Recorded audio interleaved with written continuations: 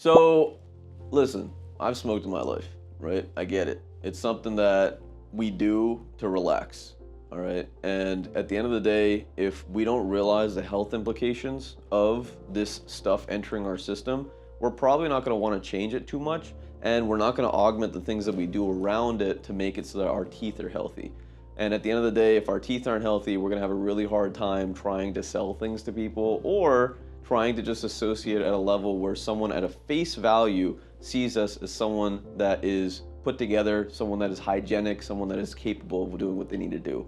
So if you want more dental stuff in your feed, we'll talk more about that all the time. But basically, when it comes down to your oral health and smoking, smoking affects the amount of saliva that we have. It tends to dry out our salivary glands and reduce the amount of that stuff that buffers our oral environment.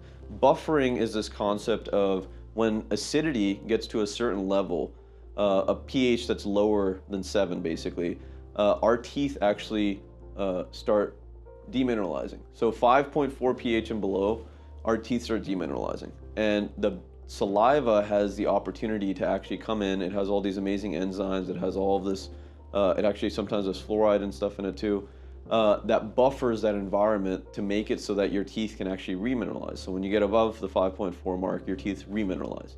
And so smoking has the biggest effect on your saliva in general. And all of you that are watching this that smoke, you probably know what that's like. Having a dry mouth in the morning or having a dry mouth over the course of the day. Drinking a lot of water helps combat that.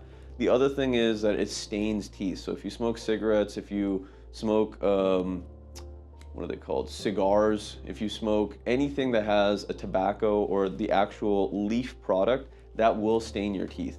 And we do it more and more. We get all the time, I'm cleaning teeth and I see these black stains behind teeth. I see them in front of teeth.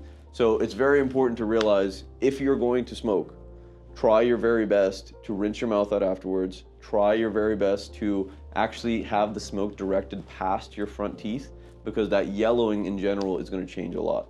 Now, the other thing about smoking, if you're smoking marijuana, if you're smoking weed in any capacity, right, it's going to have an effect on your sleep. And at the end of the day, I love to talk about dentistry, but I like to talk also about the associations of how dentistry affects other things in your life. When you are inebriated, meaning you have any drug in your system, you get worse sleep. And so it's very important to realize that if you are having worse sleep and you're already stressed out and you're already bruxing and grinding your teeth, or you have problems over here, right, you're going to make that worse in a lot of ways. So finding strategies to adapt to that and make sure that we're actually combating our stresses in an organic way, like breathing techniques or going on a walk in the woods or having some hobbies, right? There's a lot of stuff that we can do to reduce the smoking thing. The other thing is I have a conversation sometimes with my patients about smoking, and I say to them, listen, it takes the average smoker 8 attempts to quit. Like cold turkey for an extended period of time. 8 attempts, right? So if you've tried before and it hasn't worked, don't worry about it. You'll always have a chance to try again. On top of that, the most effective strategy for stopping a smoke is replacement. So a lot of the thing that we're doing is breathing, right? That's what smokers do all the time. And the reality is we can do that without having smoke in our lungs, right? That's actually something that monks teach people that do really stressful ice cold baths, all of this stuff. They teach these breathing techniques. So it's very important to realize you can indeed have that amount of relaxation without actually having things enter your lungs. On top of that, when it comes down to nicotine, a lot of people use nicotine as a de-stressor, and it actually increases stress because it is a depressant. And so we try to go and do this thing that avoids us feeling bad, but it actually perpetuates us feeling bad.